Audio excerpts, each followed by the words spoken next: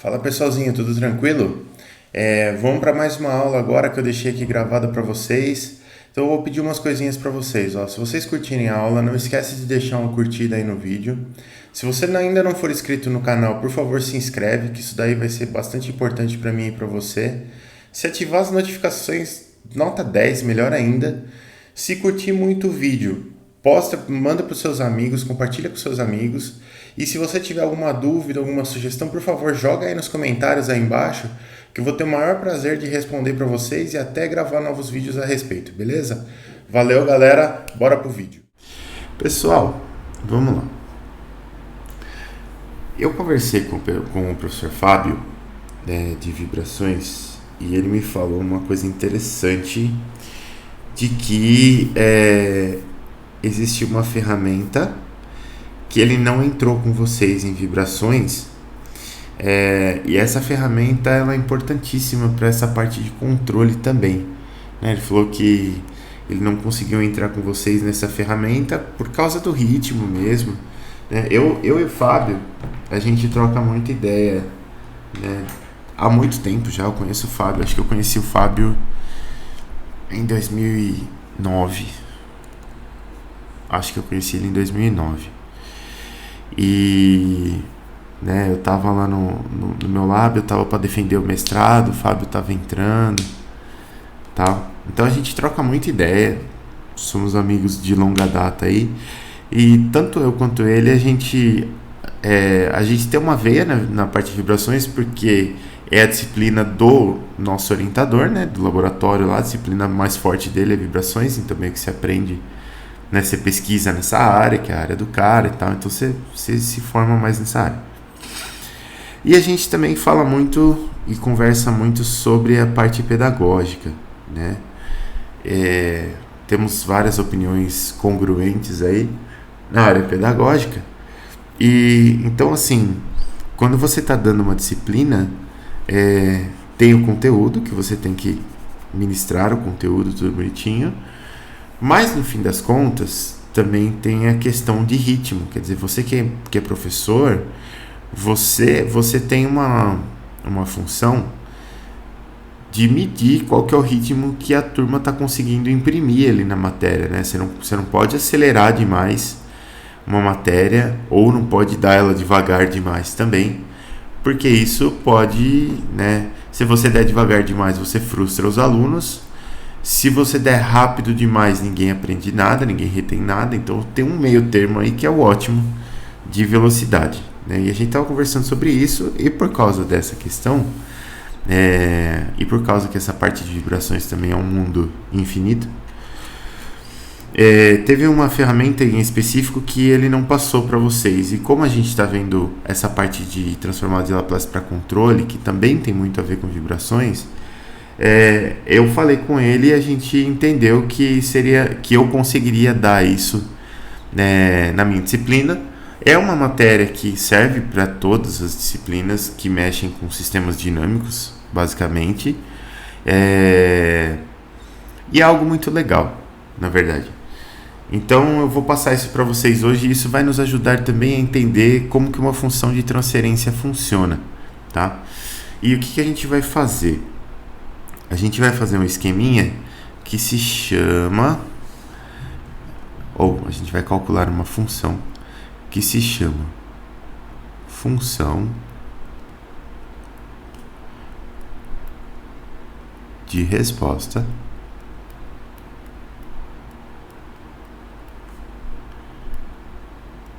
em frequência.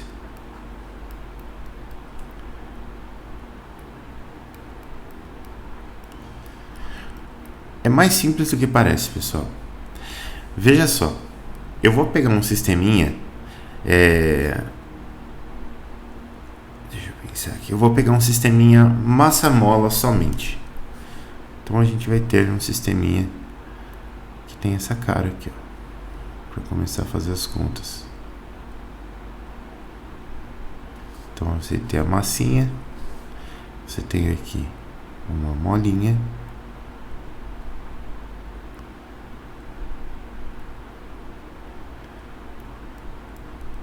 ground aqui, mola com rigidez K, massa M.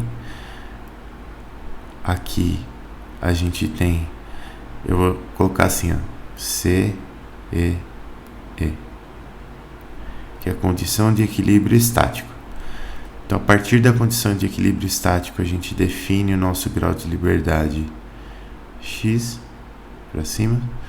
E eu vou colocar uma forcinha F de T aqui também. Assim. Beleza. Por que a gente vai calcular esse troço que se chama função de resposta em frequência? O que é uma função de resposta em frequência? Na parte de vibrações, a gente está interessado em saber como um sistema vibra, certo? Parece uma colocação meio óbvia, mas na verdade não é. Na parte de vibrações, a gente quer saber como um sistema vibra. E esse sistema aqui, se eu conseguir representar esse sistema, nossa senhora, língua travou. Se eu conseguir representar este sistema como um sistema linear, o que vai acontecer? Imagina só, eu vou até misturar um pouquinho as coisas aqui, já vou colocar um diagrama de blocos aqui, ó. Se o sistema é linear, ele tem uma função de transferência, certo? Então eu consigo representar ele com um diagrama de blocos aqui. Legal? E esse sistema aqui, ele vai ter uma função de transferência que a gente chama de H de S. Tá aqui. Aqui a gente vai ter entrada e aqui a gente vai ter saída. Legal. Nesse sistema aqui, a nossa entrada é a excitação, que é uma função F de T, e a saída é o deslocamento, que é o nosso X de T. Beleza. O que acontece se o sistema for linear? Vai acontecer o seguinte, ó. Eu posso pegar esse mesmo sistema e excitar ele de uma outra forma. Eu posso excitar esse sistema aqui. Vamos tirar essas coisas aqui. Eu posso excitar esse sistema com uma função g de t diferente de f, e eu vou obter uma saída y de t diferente de x. Ok. Se eu pegar... droga. O Ctrl Z desse programa é muito ruim. Deixa eu fazer assim se funciona.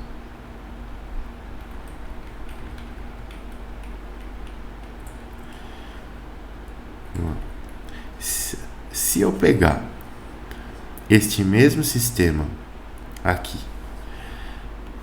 e excitar ele assim, ó. Se eu excitar esse sistema aqui com uma soma dessas duas entradas aqui, por exemplo, F de T mais G de T, vamos lá. Valendo um Jack Motors, galera! Vamos lá, pessoal. Se eu excitar com F de T mais G de T, quem fala pra mim qual vai ser a saída desse sistema aqui embaixo? Esse mesmo sistema aqui embaixo.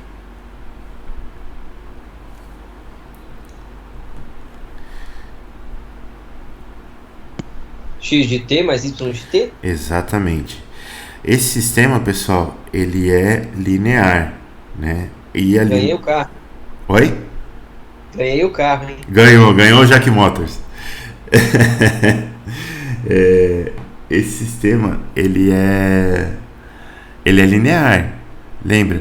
Então, se eu multiplicar f de t por a minha saída x de t vai ser multiplicada por a. Se eu multiplicar g por b, a minha saída y vai ser multiplicada por b. Se eu entrar com f mais g e conheço as saídas em separado de f de g, eu conheço a saída da soma, e a saída da soma vai ser a soma das saídas, que vai ser x de t mais y de t, certo? Isso tudo aqui é linearidade, né? Isso daqui é dado única e exclusivamente pela característica de linearidade.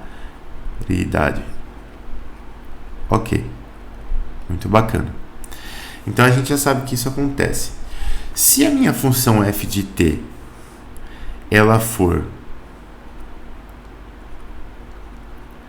uma função que a gente chama de periódica, mas não necessariamente senoidal, o que acontece? Eu vou ter lá, não consigo desenhar sem a reta, não vai ter como. Eu vou ter lá a minha... Ô, Jesus!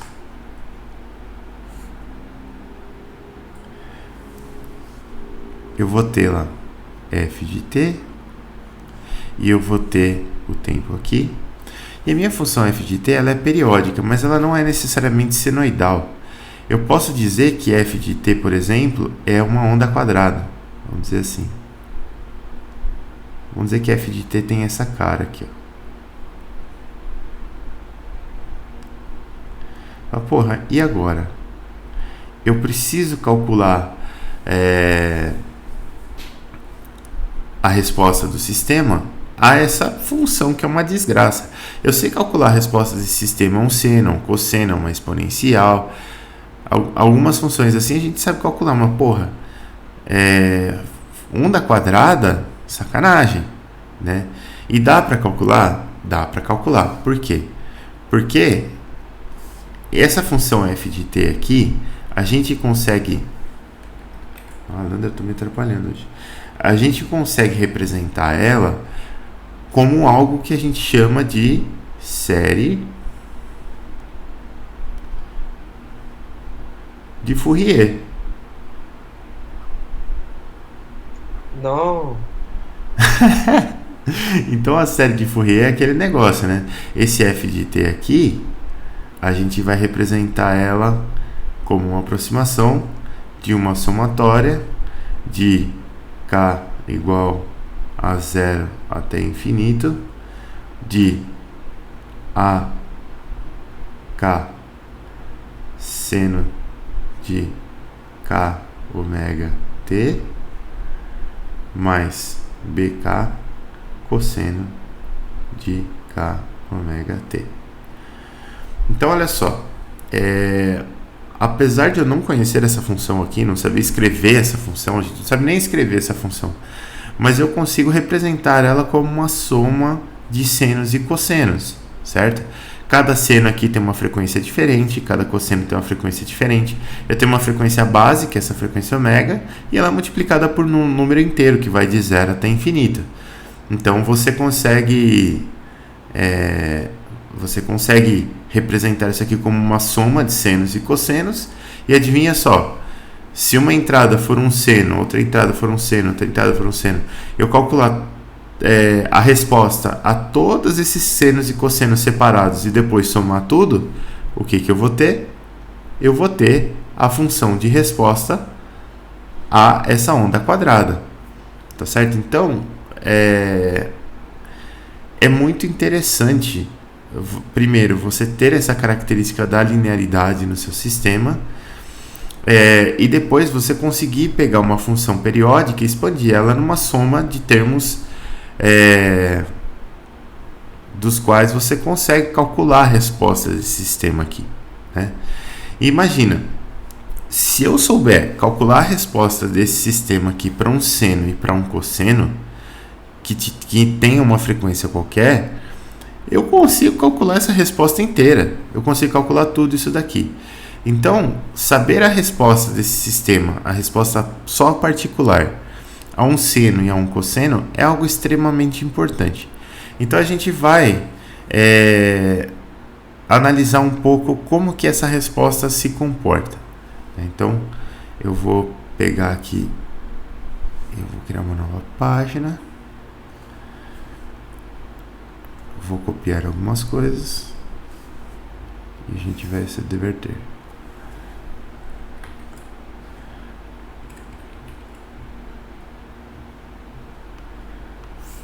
Então a gente sabe, de toda a nossa análise lá, que eu preciso saber a resposta desse sistema a um seno e a um cosseno. Ok. Então eu vou fazer essa resposta aqui. Primeiro eu preciso tirar a equação de movimento desse sistema. Vocês já estão bem acostumados a tirar a equação de movimento desse sistema. A gente não precisa ficar se repetindo aqui toda hora. E vocês já sabem que a equação de movimento desse sistema é mx dois pontos mais kx, porque eu não tenho nem amortecimento aqui, é igual a F de t. Não tem termo de peso, porque eu já estou em torno da condição de equilíbrio estático, tudo favorável aqui. Essa é a minha equação. E a gente vai calcular, o que a gente vai calcular? Vou até anotar aqui. A gente vai calcular a resposta particular, também conhecida como permanente. Professor, Pode falar. você se importa de voltar ao último slide que eu não consegui pegar? Não, só um minuto. Deixa eu só terminar de escrever que eu já volto. Tranquilo. O cosseno. É isso que a gente vai fazer aqui. Certinho, obrigado, hein? Nada. Então a gente vai calcular a resposta particular. Por que a gente vai calcular a resposta particular? Porque a gente está interessado, quando a gente fala de função de resposta em frequência, quando a gente fala em transformada em função de transferência também, a gente tá interessado em saber a resposta do sistema depois que passaram os transientes, né? Aqui a gente não tem amortecimento, mas nenhum sistema real é livre de amortecimento. Todo sistema tem amortecimento. E esse transiente uma hora passa, e normalmente ele passa rápido. Ele não se estende durante uma longa extensão da resposta, aí de uma forma que ele seja significativo na sua análise. Lógico que o que vai ser importante também na sua análise é o tipo de problema que você está estudando. Se você está estudando um problema de impacto, por exemplo, o problema de impacto ele ocorre em um horizonte de tempo muito curto, né? Então o transiente ali é claro que ele é muito influente. Eu não posso desprezar o transiente, não posso simplesmente não analisar o transiente. Mas quando eu estou analisando a resposta de vibração a alguma coisa que vai ficar excitando o meu sistema durante um longo período de tempo, a gente entende que o transiente passa e que esse transiente ele só vai ser importante quando eu tenho variações na minha excitação. Por exemplo, eu tenho um motor elétrico. Esse motor elétrico funciona a 3.600 RPM, ele está numa planta lá numa refinaria de petróleo, por exemplo, e ele vai ficar girando a 3.600 RPM forever, né? Ele vai ficar girando lá. Então, nesse problema, por exemplo, você consegue analisar tudo que vai acontecer ali olhando só para a resposta particular. Mas se, por exemplo, para esse mesmo problema, você tivesse uma situação de vibração durante a partida do motor, que é quando ele está acelerando de 0 a 3.600 RPM lá, aí muda um pouco de figura, porque na partida a sua excitação está variando, ela está variando bastante. Então, como ela varia, você tem aí uma influência grande do transiente. E lógico que a partida do motor ela é feita num horizonte curto de tempo. Então, quando você está analisando problemas cujo horizonte de tempo é curto, o transiente é importante. Se você está analisando a longo prazo, o permanente é mais importante. Aqui a gente está analisando a longo prazo. Esse tipo de análise é feita para longos períodos de tempo. Então, a resposta permanente ou particular ela vai ser a mais importante para a gente.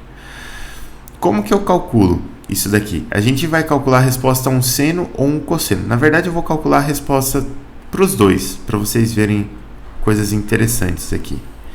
Então, eu vou fazer assim, ó. Para f de t igual a A que multiplica seno de ômega t. Bom, como eu não tenho amortecimento aqui, eu consigo propor essa resposta de uma maneira bem simples. E essa maneira bem simples é dizer que o meu x de t ele só tem que ter a mesma cara da excitação. X de t ele vai ser um x, que é a minha amplitude de resposta, seno de ômega t também. Não preciso adicionar o cosseno aqui porque eu não tenho amortecimento. Vocês vão ver que quando eu derivar isso aqui, quer ver? Ó, derivada de x, a primeira derivada, vai ser x que é constante, derivada do seno de ômega t, que é ômega cosseno de ômega t. Quando eu derivar isso aqui de novo, x2 pontos de t vai ser x ômega, que é constante. A derivada do cosseno é menos seno. Então, eu vou ter menos ômega seno de ômega t. Então, vai aparecer um menos aqui, quadrado aqui, seno de ômega t. E a gente só vai substituir aqui na equação o x e o x2 pontos. E ambos têm só senos aqui. Então, eu consigo igualar tudo que multiplica seno de um lado com tudo que multiplica seno do outro. E não preciso de cosseno para resolver isso nesse momento. Tá? Se eu tivesse amortecimento aqui, eu também ia ter que incluir esse termo aqui que tem cosseno e não tem cosseno aqui do outro lado. Então, ou o amortecimento é zero, ou a sua resposta não está completa o suficiente para resolver esse problema, você precisa expandir a resposta. Aqui a gente está num caso bem confortável. Então, substituindo na equação de movimento, vamos lá, substituindo na equação de movimento. O que eu vou ter? Eu vou ter m x2 pontos está aqui, menos x ômega ao quadrado, seno de ômega t, mais kx, que é x seno de ômega t, igual a, vou colocar aqui embaixo a estação, eu vou precisar de outra coluna aqui, desse lado aqui eu tenho f de t igual a a seno de ômega t. Beleza. O que eu vou fazer? Eu vou dar uma isoladinha em todo mundo aqui, deixar a equação bonita. Então eu vou ficar com menos m ômega ao quadrado mais k, que multiplica x, seno de ômega t, é igual a seno de ômega t.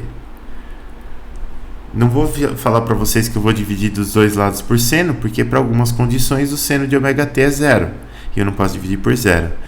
Então a gente vai simplesmente fazer uma comparação. Se eu tenho seno aqui e seno aqui, o que multiplica o seno do lado esquerdo tem que ser igual ao que multiplica o seno do lado direito.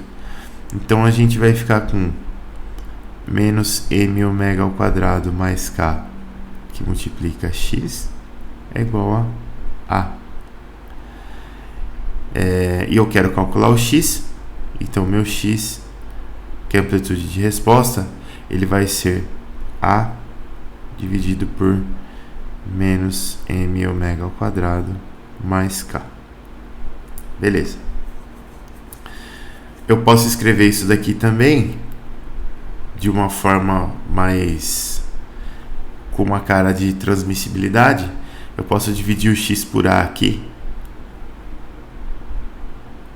E o x por a vai ser 1 sobre menos m ômega ao quadrado mais k. Beleza. Por que eu fiz essa divisão de x por a aqui? Porque você vê que esse termo aqui do lado, ele depende embaixo das características do sistema e em cima das características da excitação. Se eu passo essa característica da excitação para o outro lado, eu vou ter uma análise aqui, eu vou ter uma função desse lado que independe da cara da excitação, né? Ela independe da amplitude da excitação. Essa função aqui, ela só depende da frequência da excitação, que é algo que a gente vai variar em todo o espectro. Então, na verdade, a gente não precisa saber o quanto que ela vale. Então, a gente tem algo aqui que você pode aplicar em qualquer sistema, independente da amplitude da excitação que é inserida nesse sistema. Vamos lá de novo. Do lado de cá, eu vou fazer o mesmo processo, só que eu quero que f de t seja agora a cosseno de ômega t, em vez de seno. Bom, astutamente, eu já vou definir o meu x de t como x cosseno de ômega t. Aí a minha primeira derivada, x ponto de t, vai ser, eu tenho x que é constante, derivada do cosseno é menos seno, ômega passa para fora, então menos x ômega cosseno de ômega t. E a segunda derivada, x2 por dt, vai ser igual a menos x ômega, que multiplica a derivada do cosseno. Opa, Professor, é seno, é né? seno, não é? É seno. E olha que eu nem uso uma salada diferenciada aí. Pensou se eu usasse? Aqui é seno. Beleza, agora sim, menos x ômega que multiplica a derivada do seno de ômega t. Derivada do seno é cosseno com ômega para fora. Então vou ter menos x ômega ao quadrado cosseno de ômega t. E aí as coisas começam a ficar interessantes aqui, porque agora a gente vai substituindo na EDM de novo. EDM. Beleza? Maravilhoso. E aí a gente vai ter algo assim, ó.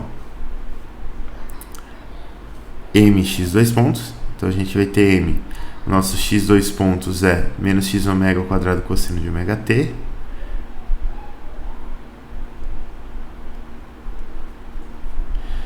Mais k que multiplica x, que é x cosseno de ômega t. Isso daqui é igual a cosseno de ômega t. Beleza. Deixando isso aqui bonitinho, a gente vai ter menos m ômega ao quadrado mais k, que multiplica x cosseno de ômega t é igual a cosseno de ômega t. Bom, eu não posso dividir dos dois lados pelo cosseno, porque uma hora esse cosseno vai ser zero, eu não posso dividir por zero, mas eu posso comparar quem multiplica os cossenos. Então, quem multiplica o cosseno do lado esquerdo é igual a quem multiplica o cosseno do lado direito. Então, eu sei que menos m ômega ao quadrado mais k, x, é igual a. E aí, mesma coisa, né?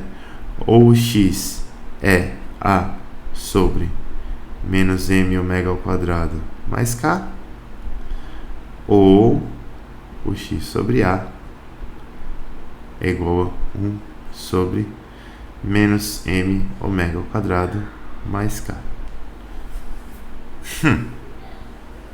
Repara,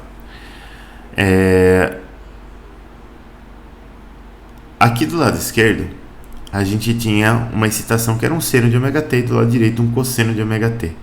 A diferença entre o seno e o cosseno é só uma fase de 90 graus. Então, faz todo o sentido do mundo que, no longo prazo, né, depois que passar os transientes, essa fase de 90 graus não me represente muita coisa. Lógico que aqui também a gente propôs as soluções de uma forma conveniente. Aqui a excitação era seno, eu propus um deslocamento que era seno, e aqui a excitação era cosseno, eu propus um deslocamento que era cosseno, né, uma resposta que era cosseno, porque isso me facilita a vida para resolver as equações aqui. Mas o importante é que eu tenho algumas informações nessa função x sobre a aqui que são iguais, tanto para o caso do seno quanto para o caso do cosseno. E isso aqui vai acontecer em todo e qualquer sistema, né? Eu estou colocando aqui no sistema massa-mola para ficar simples de você ver, mas isso aqui vai acontecer para absolutamente qualquer sistema, né? Não importa se eu cito com seno ou com cosseno, as características que eu tenho aqui na resposta de amplitude e de fase vão ser iguais, porque repara, aqui eu propus uma excitação, na verdade a excitação já estava, né? Mas eu propus uma resposta que estava em fase com a excitação. E aqui eu também propus uma resposta que estava em fase com a excitação.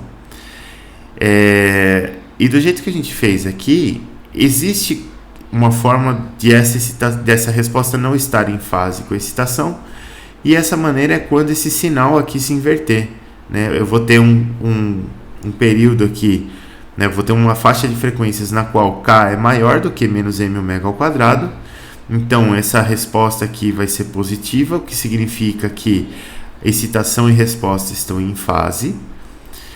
E quando eu passar de uma determinada frequência, que é a frequência natural inclusive, o K vai ser menor do que esse termo menos m ômega ao quadrado. Então o que vai acontecer? eu vou ter um sinal negativo aqui na resposta. Então a minha resposta ela vai ter uma fase de 180 graus em relação à excitação, quer dizer, ela vai ter um sinal de menos ali, né? Se a excitação empurra para a direita, a resposta vai para a esquerda e assim por diante. A gente tem a oposição de fase, né? Que é um conceito que vocês já conhecem lá, vocês já viram com o Fábio. Mas o mais interessante dessa análise toda aqui é que a gente chega numa funçãozinha, que é essa função aqui, que eu posso calcular para absolutamente qualquer frequência. Então, lembra lá do problema que a gente estava analisando anteriormente. Eu tenho que calcular a resposta a senos e cossenos de diferentes frequências. Né? Essa frequência vai ser 1 ômega, 2 ômega, 3 ômega, 4 ômega, 5 ômega e assim por diante. E aqui a gente calculou a resposta para uma frequência ômega genérica. A única coisa que tem que acontecer aqui, né, até pelo nosso último passo aqui, a única coisa que tem que acontecer é que a gente quer que menos m ômega ao quadrado mais k seja diferente de zero, porque senão isso daqui não existe matematicamente, porque você está dividindo por zero, né? E nesse caso aqui, se você fizer as continhas, né, eu posso dividir dos dois lados por m, eu vou ficar com menos ômega ao quadrado mais k sobre m diferente de zero. Passo para lá, troco o sinal, tiro a raiz e eu tenho que ômega é diferente de raiz de k sobre m. Então, a gente calculou essa função aqui, que é uma função que a gente chama de função de resposta em frequência. Por quê? Porque eu vou dar a frequência ômega e, sabendo as características do sistema, eu sei como se comporta essa relação da resposta com a amplitude de entrada. Então eu consigo, só olhando para essa curva aqui, eu consigo saber como cada seno e cada cosseno vai responder direto no meu sistema, tá? E isso daqui vale para quais condições? Toda e qualquer frequência que seja diferente da frequência natural. Por quê? Porque a resposta que a gente propôs aqui é um seno ou um cosseno de amplitude constante. E a gente sabe que na frequência natural, né, a gente sabe que se a frequência for igual à frequência natural do sistema, então a resposta dele tem essa cara aqui, ó. A gente tem x de t, a gente tem t aqui, e a gente sabe que o sistema ele vai entrar em ressonância, então a resposta dele vai aumentar. Ele não é algo que tenha uma frequência constante. Aliás, frequência não, a frequência é constante, mas ele não é algo que tenha amplitude constante. Essa amplitude vai aumentando com o tempo, né? Isso daqui é a nossa famosa ressonância. Então, olha só, tem várias vantagens de eu ter essa função, de eu saber calcular essa função aqui para qualquer sistema. Tem várias vantagens. Então, a gente vai dar uma exploradinha nessas vantagens agora. Primeiro, particularmente, eu quero mostrar para vocês a cara dessa função aqui, ó. Essa função aqui, ela funciona assim, ó. Eu vou até copiar ela para cá. A gente tem x sobre a igual a 1 sobre menos m ômega ao quadrado mais k. Beleza. Essa função aqui, ela funciona assim, ó. Ela vai me dar duas informações. Ela vai me dar uma informação de amplitude e ela vai me dar uma informação de fase. A amplitude, ela é direto o módulo da função. Então não importa se isso aqui tem sinal positivo ou negativo, eu vou pegar o sinal positivo e ponto, acabou. E a fase, para esse sistema que não tem amortecimento aqui, ela está relacionada com o sinal. Se o sinal é positivo ou negativo. Se o sinal for positivo, a resposta, a excitação e a resposta estão em fase. Se o sinal é negativo, a excitação está indo para um lado e a resposta está indo para o outro. Só fazendo uma verificação aqui, pessoal. Vocês estão confortáveis com esse conceito de sistema de resposta e excitação em fase e em oposição de fase, certo?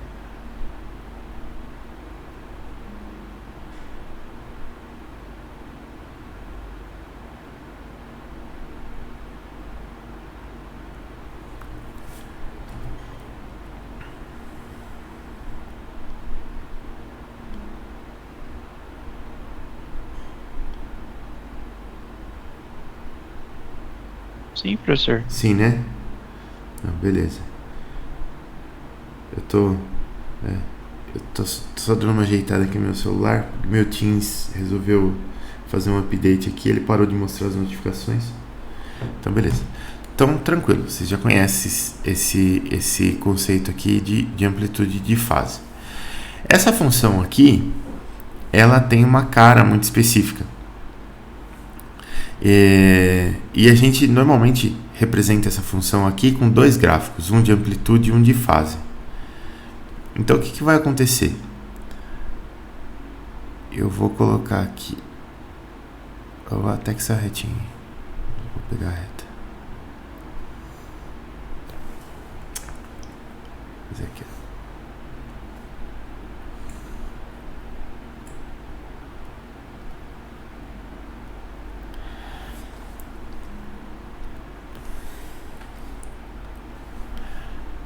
Aqui.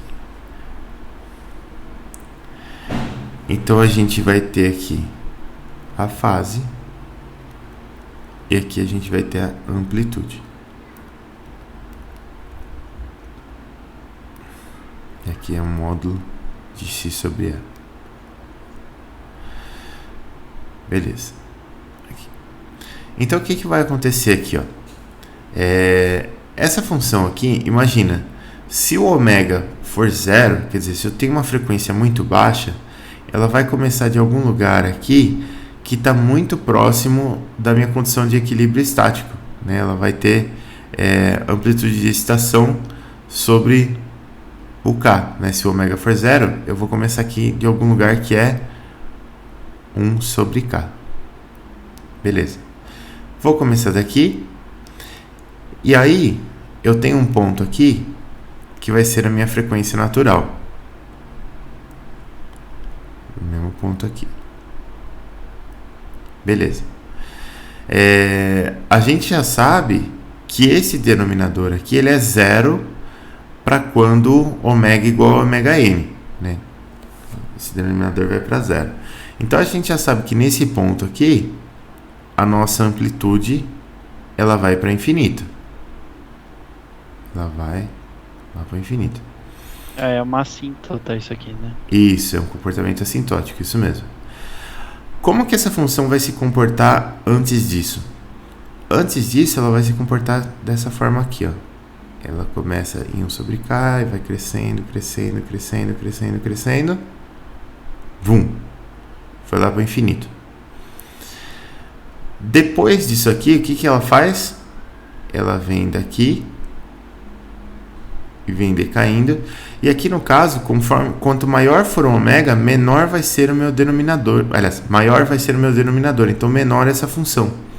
Então ela vai decaindo aqui, ó, e conforme a frequência vai crescendo, ela vai decaindo assintoticamente para zero. Então vai acontecendo isso aqui. Então a cara dessa nossa função de resposta em frequência é essa cara aqui, ó. Ela sobe para cá para o infinito, ela tem um baita de um pico ali, depois ela vem decaindo aqui para cá assim. Como que funciona a fase? A fase, a inversão de fase, né, a troca de sinal, a gente pode entender que essa troca de sinal ela vai ocorrer em mais ou menos 180 graus, né? Ou você vai ter uma fase de 180 graus positivo ou 180 graus negativo.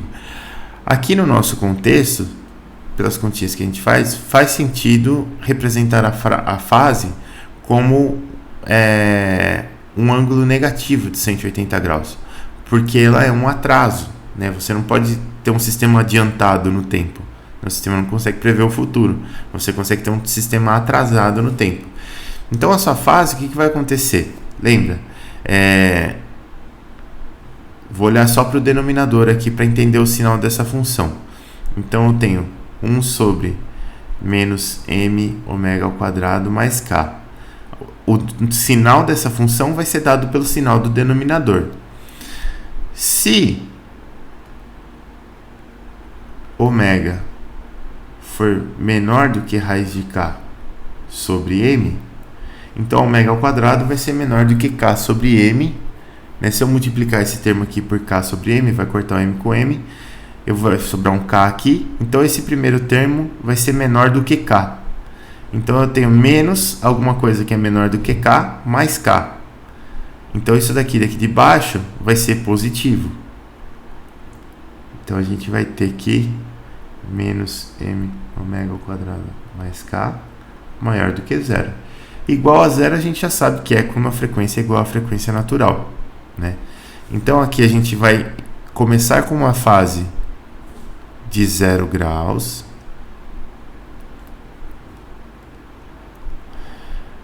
Na frequência natural a gente tem uma inversão de fase. E aí o que vai acontecer? Se o ômega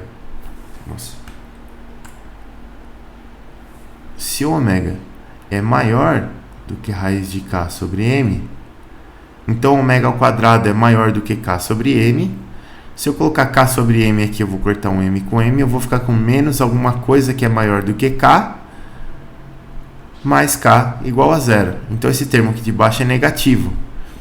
Então essa função aqui, ela vai vir para cá assim, ó. E ela vai ficar aqui embaixo.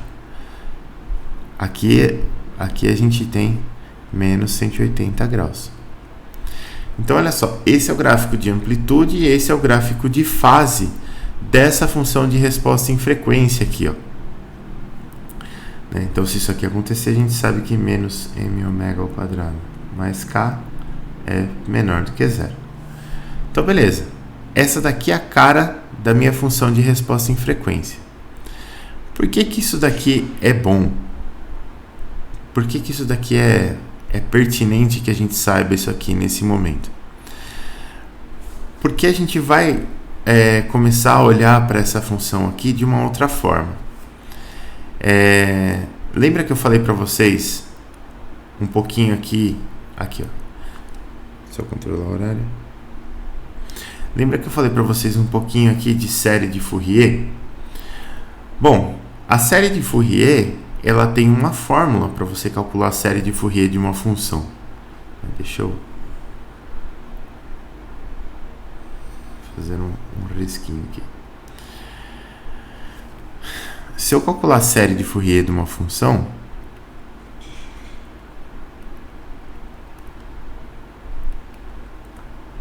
ou para eu calcular a série de Fourier de uma função, o que eu preciso fazer?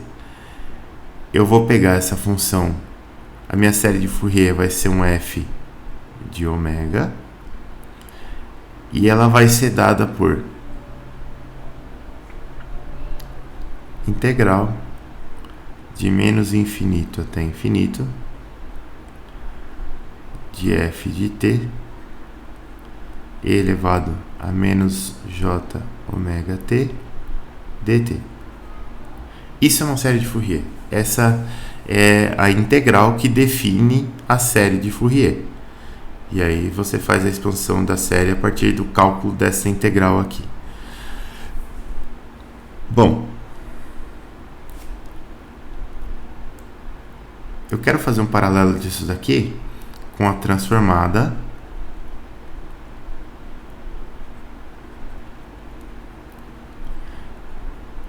de Laplace. Porque as coisas elas vão começar a ter a ver uma coisa com a outra. A transformada de Laplace de uma função a gente chama de f de s, e ela é dada pela integral de 0 até infinito de f de t e elevado a menos st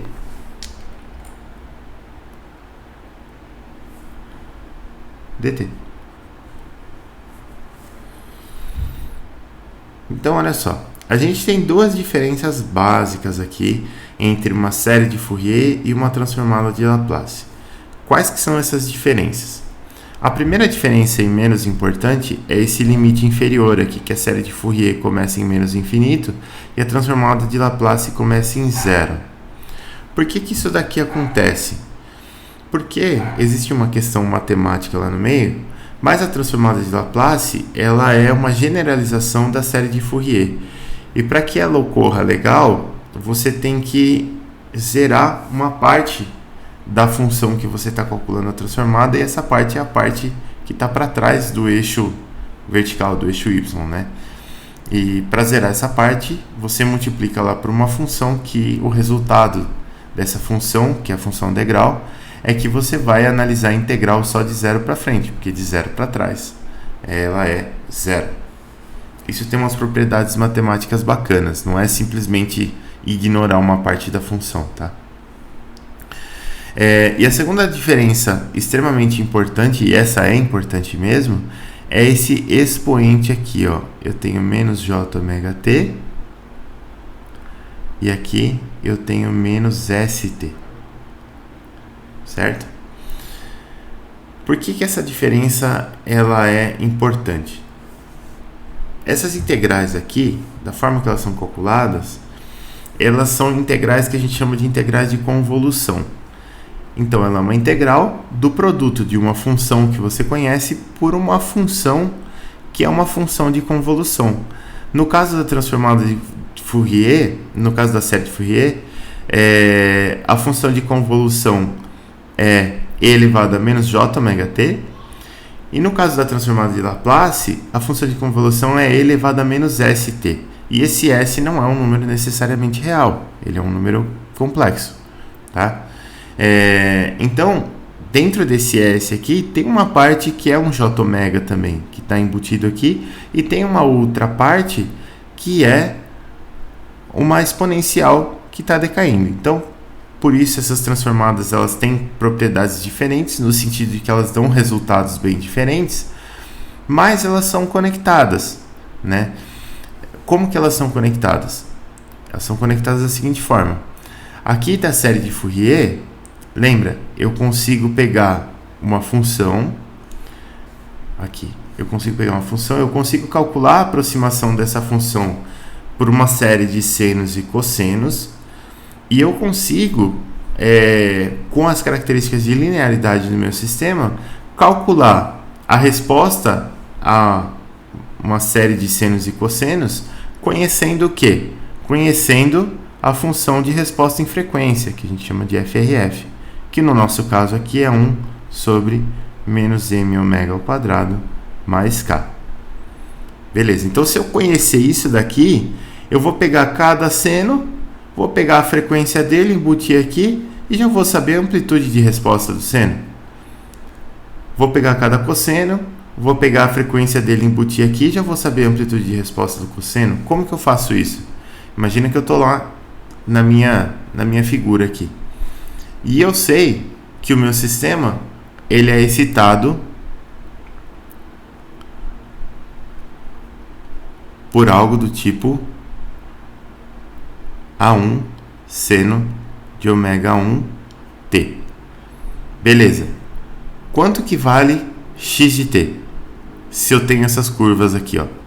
Como que eu faço isso aqui? Quanto que vale x de t? Bom, primeira coisa que eu vou fazer é olhar para essa frequência ômega 1 aqui, ó. Então vamos dizer que a frequência ômega 1 ela está em algum ponto aqui, ó.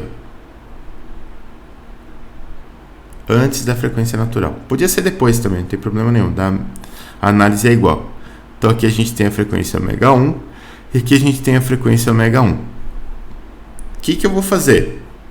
Eu vou ler aqui a amplitude, a amplitude da função de resposta em frequência nesse ponto aqui, ó. Vamos dizer que a amplitude dessa função de resposta em frequência nesse ponto me deu algo que eu vou chamar de H1. Beleza? E a fase aqui, na frequência ômega 1, deu 0 graus. Beleza. Então, 0 graus eu sei que é algo que está em fase. Beleza. Então, como que vai ser dada a minha resposta aqui, ó? Lembra? Quero que vocês lembrem disso daqui, ó. Vou fazer um rabisquinho aqui. A gente tinha x sobre a é igual a 1 sobre menos m ômega ao quadrado mais k. O que a gente está lendo aqui é essa função aqui para a frequência ômega 1. Só isso. Se eu multiplicar ela por essa amplitude aqui para cá, o que eu vou obter? Eu vou obter a amplitude da resposta. Então, qual que é a amplitude da resposta? Ela é a que multiplica 1 sobre menos m ômega ao quadrado mais k. Beleza. É isso aqui que a gente vai reproduzir. E a resposta em si, x de t, ela vai ser x, como é seno aqui, seno de ômega 1 t, que é x, 1 sobre menos m ômega 1 ao quadrado mais k, seno de ômega 1 t. Pronto, é só isso que a gente está fazendo. É só passar o a multiplicando aqui e fim de papo. Lendo aqui, o que vai acontecer? Esse H1 aqui, ele vai ser o módulo de 1 sobre menos m ômega 1 ao quadrado mais k. E esse pontinho aqui vai me dizer se eu vou usar um sinal positivo ou negativo para representar minha fase. Aqui é positivo. Então eu sei que a minha resposta x aqui é mais a amplitude A1, que já vem da excitação, que multiplica essa amplitude da função de resposta em frequência H1. O mais veio daqui, que multiplica seno de ômega 1 t. Acabou. Então, se eu tenho a excitação e conheço a função de resposta em frequência do sistema, eu tenho a resposta de cara, resposta particular de cara, sem fazer toda essa contaiada e tal. Isso aqui já é o resultado de todas as contas, né? Eu tenho isso. Legal. E será que existe um jeito mais fácil de obter isso, fazendo essa relação entre série de Fourier e transformada de Laplace? Tem. Se a gente ignorar aqui esse limite de integração, porque ele vem de uma manipulação matemática lá dentro das integrais, do fato de que para calcular a transformada de Laplace eu preciso zerar o lado negativo, tal, por isso que aparece esse zero aqui, mas em princípio essa integral também é calculada de menos infinito até infinito, só que a parte da esquerda não conta, então você pode calcular ela só de zero até infinito, que vai dar a mesma coisa. O que vai importar na comparação dessas duas funções aqui, olha só, é esse expoente aqui, são esses expoentes das funções de convolução. Aqui eu tenho menos que é igual ao menos, o t que é igual ao t, e aí eu tenho j ômega que é igual ao s. Então a gente vai ficar com algo aqui que a gente já viu a aula passada inclusive, que é j ômega igual a s. E isso vai dar pra gente uma abertura muito grande, porque olha só, o nosso sistema massa-mola, ele tinha essa equação de movimento aqui, ó. Mx, dois pontos, oh Jesus, mais Kx é igual a f de t. O que eu vou fazer agora? Agora eu vou fazer um caminho totalmente diferente. Eu vou tirar a função de transferência desse negócio aqui. Para tirar a função de transferência, eu tenho que aplicar a transformada de Laplace.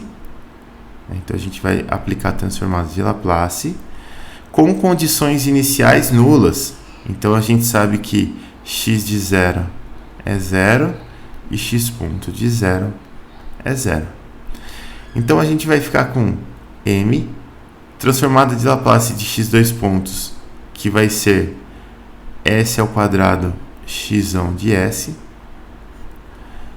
mais k, transformada de Laplace de x, que é igual a x de s, é igual a transformada de Laplace de f de t, que é Fzão de S. O que eu vou fazer agora? Eu vou isolar o x desse lado aqui. Então eu vou ficar com x de S. Tirar em evidência, na verdade, né? X de S é ms ao quadrado mais k, que multiplica nada, é igual a f de S. Vou fazer x sobre f do lado de cá para tirar a função de transferência. Então, x sobre f, que é saída sobre entrada, isso daqui é a nossa função de transferência. 1 sobre ms ao quadrado mais k. Beleza? Dá uma olhada nessa função. Dá uma olhada na nossa função de resposta em frequência, que está aqui. E dá uma olhada nessa equivalência aqui, ó. Olha como tudo se encaixa. Se eu pegar a função de transferência do sistema e substituir nessa função de transferência a nossa equivalência lá, S igual a J ômega, lembra daquela parte de números complexos. Quanto que vai dar S ao quadrado? Vai dar J ao quadrado, ômega ao quadrado. J ao quadrado é a unidade imaginária ao quadrado, que é I ao quadrado. I ao quadrado a gente sabe que é menos 1, né? Então isso daqui é menos ômega ao quadrado. Então eu vou substituir o S ao quadrado por menos ômega ao quadrado. E a gente vai obter aqui que a nossa função H de J ômega, ela é 1 sobre M, que multiplica menos ômega ao quadrado, fecha parênteses, mais K, ou 1 sobre menos M ômega ao quadrado, mais K. Beleza. Então, olha só. Se eu pegar um sistema, se eu pegar a equação de movimento de um sistema, tirar a função de transferência, que é um processo extremamente rápido de fazer, e substituir o S por J ômega, o que eu vou obter? Eu vou obter a nossa função de resposta